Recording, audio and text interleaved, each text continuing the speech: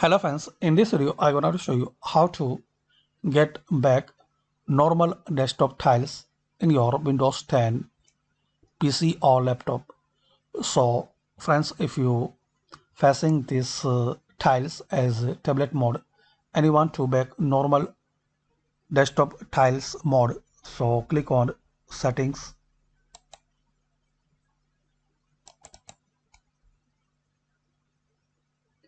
and in here click on system.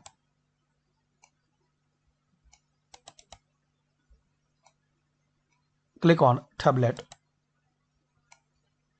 Select in here never use tablet mode. When I sign in, so select never use tablet mode. When I use this device as tablet, so select ask me before switching modes. Now close it and restart your PC.